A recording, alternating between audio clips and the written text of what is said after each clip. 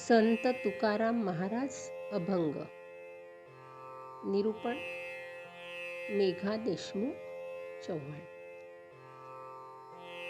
पंढरीनाथ माझा सखा, तोची आहे माझा सखा.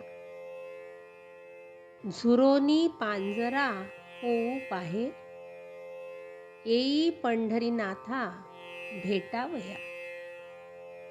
तुका म्हणे माझी पुरवावी आस, विनंती उदास करू नये. संत तुकाराम महाराज हे मराठी संत साहित्यातील एक अग्रगण्य व्यक्तिमत्व. त्यांची व्यापक ओळख ही अध्यात्मरूप भक्तीचा सागर अशी आहे. आपल्याला त्यांच्या अभंगांमधून भक्ती, अध्यात्म, जीवनाचे तत्वज्ञान यांचा सुंदर संगम झालेला दिसतो. पंढरीनाथ माझा सखा या अभंगामध्ये आपल्याला त्यांच्या पांडुरंगावरील नितांत श्रद्धेचा, आत्मीयतेचा आविष्कार झालेला दिसतो. संत तुकारामांनी या अभंगामध्ये पंढरपूरच्या विठ्ठलाला आपला सखा मानला आहे, अंतरंगातील मित्र मानला आहे. हा अभंग केवळ भक्तीचा आविष्कार नाही, तर त्यात आध्यात्मिक गहराई, जीवनाचे सूक्ष्म दर्शनही आपल्याला दिसते. हा अभंग जरी साधा आणि सोपा वाटत असला तरी त्यात एक खोल आध्यात्मिक अर्थ दडलेला आहे. पंढरीनाथा माझा सखा, तोची आहे माझा सखा. पंढरीनाथ म्हणजे विठ्ठल. हा विठ्ठलच माझा मित्र आहे. तोच खरा माझा अंतरंगातील साथीदार आहे. इथे तुकाराम महाराजांनी पंढरीनाथाला माझा सखा म्हणून संबोधले आहे. इथे त्यांच्या भक्तीच्या, आत्मीयतेचे, सहजतेचे आपल्याला आविष्करण झालेले दिसून येते. सामान्यतः आपण काय करतो, ईश्वराला सर्व शक्तिमान, सर्वव्यापी, अलौकिक असे मानतो.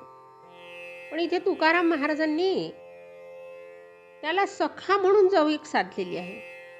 त्यातून आपल्याला एक गहन आध्यात्मिक संदेश मिळतो की ईश्वर हा केवळ एका दूरवर बसलेल्या शक्तिशाली असं त्याचं व्यक्तिमत्व नाही, तर तो आपल्या जीवनाचा एक अविभाज्य भाग आहे. जसा आपला मित्र असतो, सखा असतो, जो आपल्या सुखदुःखात सहभागी होतो, आपल्याला समजून घेतो, ज्याच्याशी आपण मनमोकळेपणे बोलू शकतो, आपल्या मनातलं सगळं सांगू शकतो, त्याला आपण सखा म्हणतो, बरोबर ना?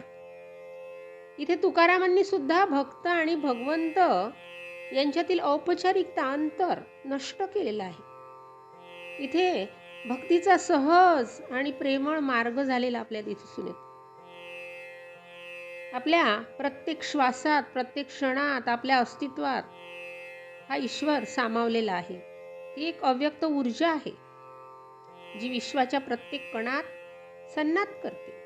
तो आपल्या हृदयात आहे, आपल्या विचारात आहे, आपल्या कृतीत आहे. त्याला बाहेर शोधण्याची गरज नाही, तो आपल्यातच आहे. फक्त आपल्याला त्याची जाणीव करून घ्यावीशी वाटते, जाणीव करून घ्यावी लागते. आपण आपल्या मनाची शांती अनुभवतो तेव्हा आपण ईश्वराच्या जवळ जातो. ही शांतता आपल्याला खऱ्या स्वरूपाशी जोडते, जे ईश्वरापासून वेगळे नाही. ईश्वर हा काही नियमांचा, धर्माचा कैदी नाही. तो प्रेमाचा, स्वातंत्र्याचा, सर्जनशीलतेचा स्रोत आहे. आपण जेव्हा प्रेमाने जगतो तेव्हा आपण ईश्वराला जगतो. ईश्वराला अनुभवण्यासाठी मंदिर, पूजा, विधींची आवश्यकताच नाही. खरा मार्ग आहे स्वतःला ओळखणे. जेव्हा आपण स्वतःच्या भीती, इच्छा, अहंकाराच्या पलीकडे जातो तेव्हा आपण ईश्वराशी एकरूप होतो.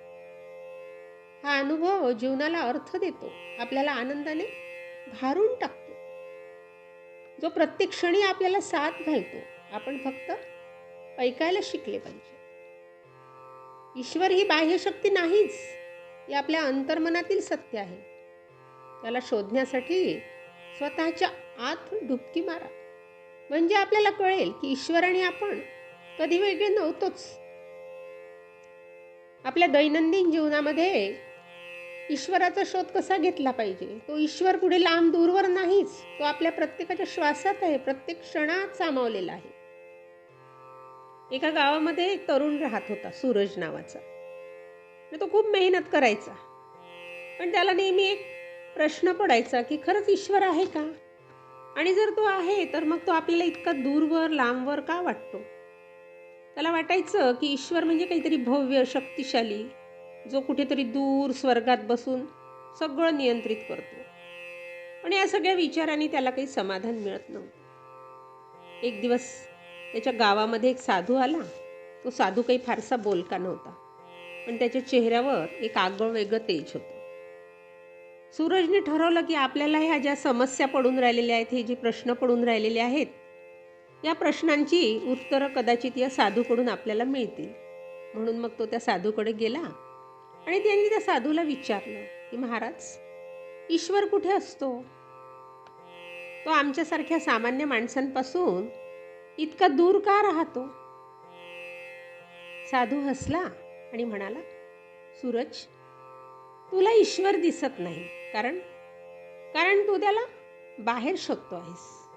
तो तुझ्या आत आहे, तुझ्या प्रत्येक कृतीत आहे. जा आणि एक आठवडा आपल्या जीवनाकडे नीट बघ आणि नंतर मला भेट. सूरजला साधूचं बोलणं काहीसं गूढ वाटलं, पण त्यानं ठरवलं की साधूनं सांगितलं त्याप्रमाणे आपण करून बघूया. दुसऱ्या दिवशी सकाळी तो नेहमीप्रमाणे उठला. त्याने आपल्या घराच्या अंगणातून सूर्योदय पाहिला. सूर्याची ती कोवळी किरणं, पक्ष्यांचा किलबिलाट, थंडगार वाऱ्याची झुळक, या सगळ्याने त्याला एक अनामिक शांतता मिळाली. त्याला वाटलं, हे सौंदर्य कोणीतरी निर्माण केलं असेलच. पण तो विचार बाजूला ठेवला त्याने आणि तो आपल्या कामाला निघून गेला. शेतात काम करताना त्याला एक लहानसा मुलगा भेटला, जो आपल्या वडिलांसाठी पाणी घेऊन आला होता. त्याच्या चेहऱ्यावर तेज झळकत होतं, हसू आलं. आणि त्याच्या वडिलांनी त्याला जवळ घेतलेलं पाहून सूरजच्या मनात एक वेगळी भावना निर्माण झाली. त्याला जाणवलं की या प्रेमात, या आपुलकीत काहीतरी दैवी आहे. पण त्याने पुन्हा विचार केला, नाही, ईश्वर इतक्या साध्या गोष्टीत कसा असेल? परत तो काम करत राहिला. संध्याकाळी जेव्हा तो घरी परत येत होता, तेव्हा त्याला रस्त्यावर एक म्हातारी आजी दिसली. ती आपल्या हातात काठी घेऊन काठी टेकत चालली होती आणि तिच्या मागे एक कुत्र तिच्या पावलावर पाऊल ठेवून चालत होतं. सूरजनं तिला मदत केली, तिचं सामान उचललं आणि तिला घरी पोहोचवलं. त्या आजीने त्याला आशीर्वाद दिला आणि म्हणाली, तुझ्यासारखी माणसं या जगात असल्यामुळे मला अजूनही आशा आहे. सूरजला तिच्या डोळ्यातली कृतज्ञता दिसली आणि त्याच्या मनात पुन्हा एक प्रश्न आला, ही कृतज्ञता, ही माणुसकी, हे सुद्धा ईश्वराचं रूप असू शकतं का? आठवडाभर सूरज असाच आपल्या जीवनाकडे बघत राहिला. त्याला आता जाणवायला लागलं की ज्या गोष्टी तो साध्या समजायचा, सकाळचं निसर्ग सौंदर्य, मुलाचं हसणं, आजीची कृतज्ञता किंवा त्याच्या आईने त्याच्यासाठी बनवलेलं जेवण, या सगळ्यात एक वेगळी शक्ती आहे. ही शक्ती म्हणजेच ईश्वर नाही का?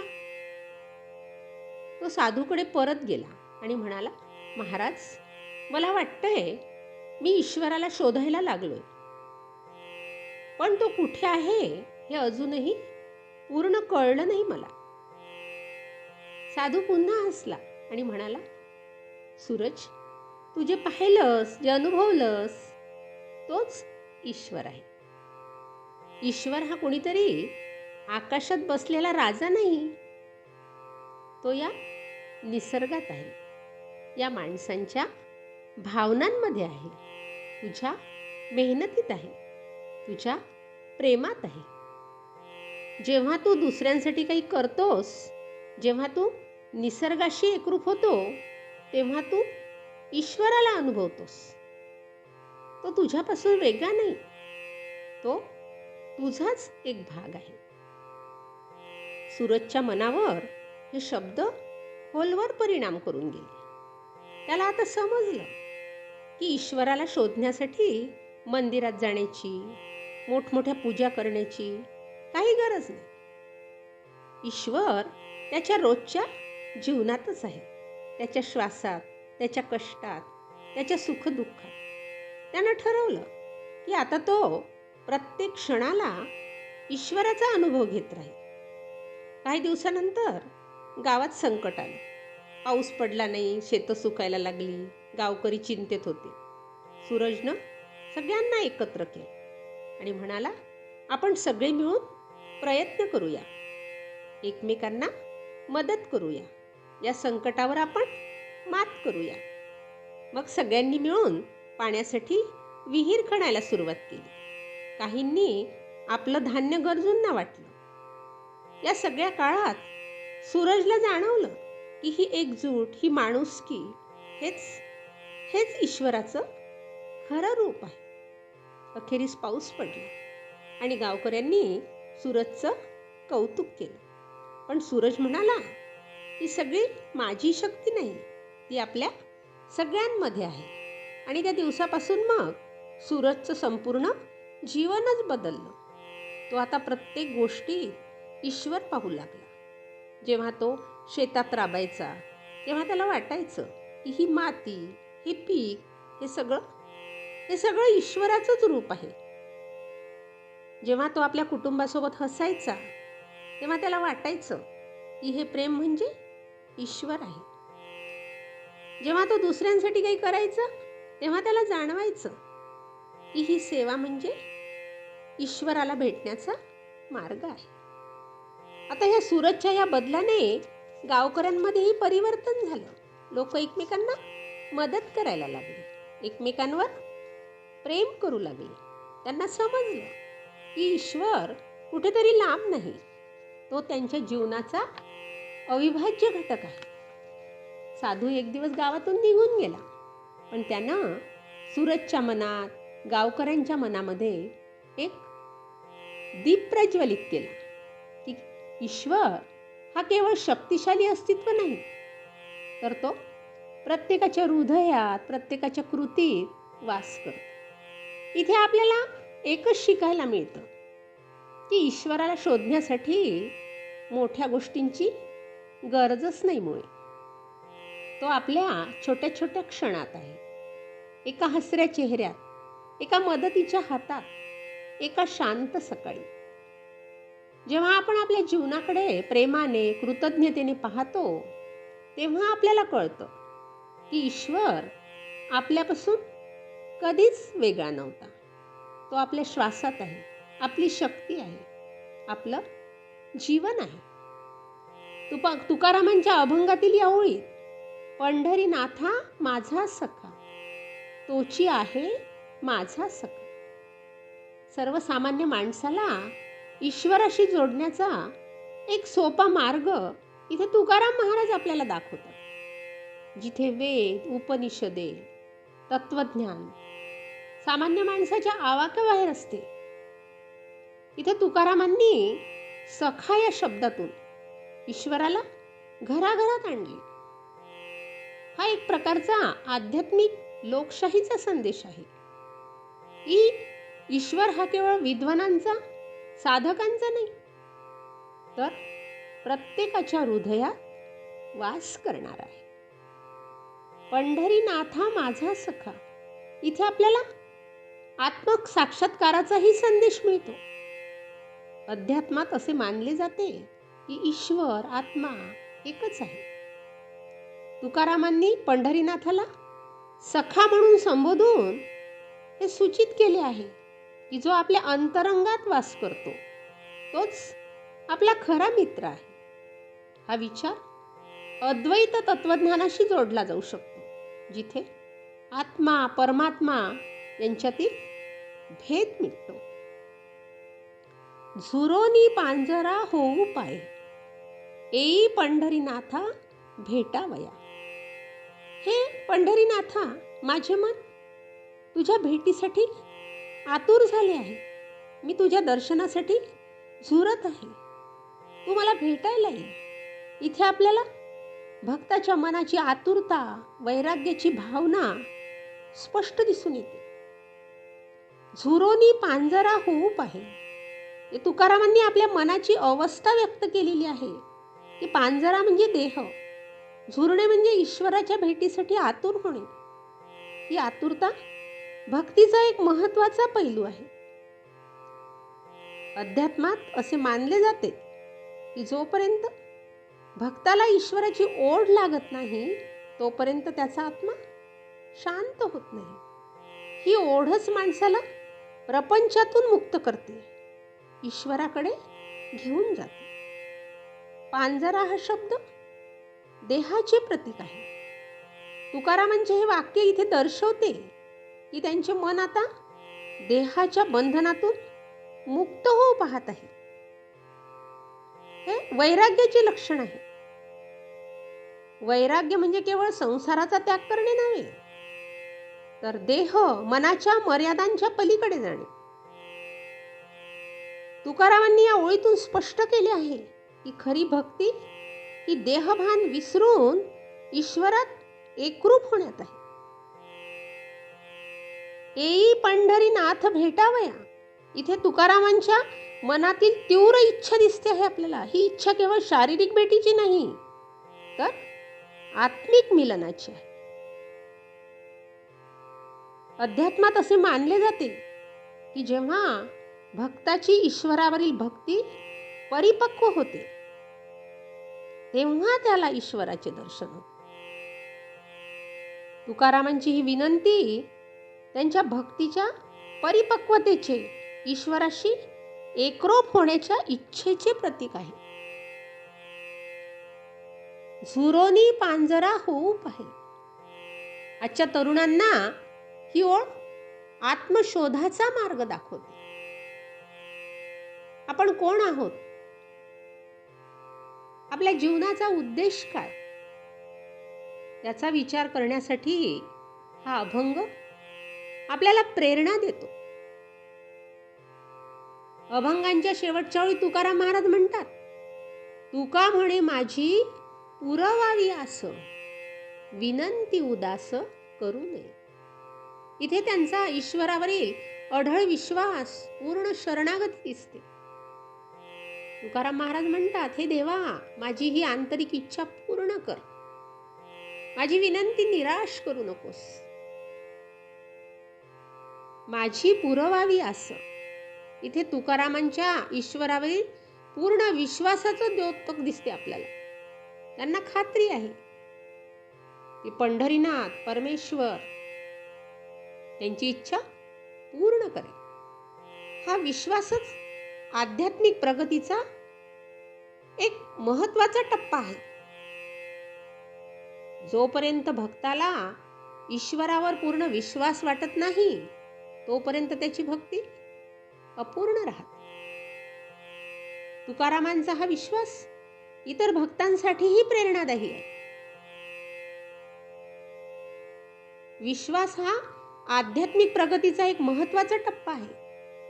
विश्वास म्हणजे अंधश्रद्धा नव्हे, स्वतःच्या अंतःकरणावर, स्वतःच्या सामर्थ्यावर असलेला दृढ भरोसा.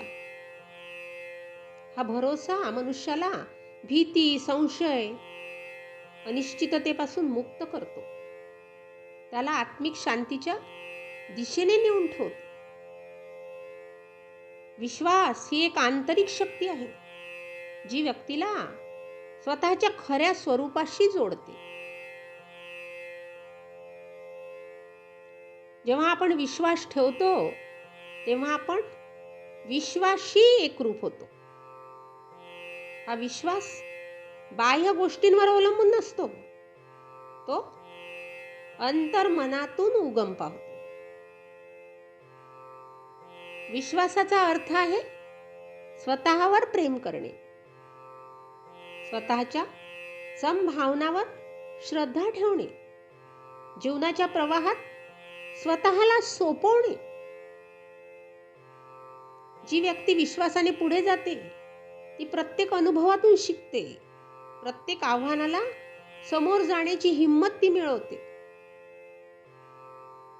विश्वासाशिवाय आध्यात्मिक प्रगती अशक्यच आहे. कारण संशय, अविश्वास मनाला बंधनात ठेवतात. विश्वास म्हणजे अंधारात उडी मारण्याची हिंमत. ही उडी तुम्हाला अज्ञाताच्या मिठीत घेऊन जाते, जिथे तुम्ही तुमच्या खऱ्या स्वरूपाला भेटता. विश्वास तुम्हाला स्वतःच्या मर्यादांपलीकडे जाण्यासाठी प्रेरित करतो. तुमच्या आत दडलेल्या अनंत शक्यतांना उघड करतो. आध्यात्मिक मार्गावर विश्वास हा एक प्रकाश आहे, जो तुम्हाला दिशा दाखवतो. तो तुम्हाला सांगतो की प्रत्येक क्षण परिपूर्ण आहे, प्रत्येक अनुभव तुमच्या वाढीसाठी आहे. तुकाराम महाराजांचा संदेश स्पष्ट आहे. विश्वासाने जगा, स्वतःवर, विश्वावर भरोसा ठेवा आणि तुम्ही आध्यात्मिक प्रगतीच्या शिखरावर पोहोचाल. हाच विश्वास तुम्हाला मुक्ती, आनंदाकडे घेऊन जातो.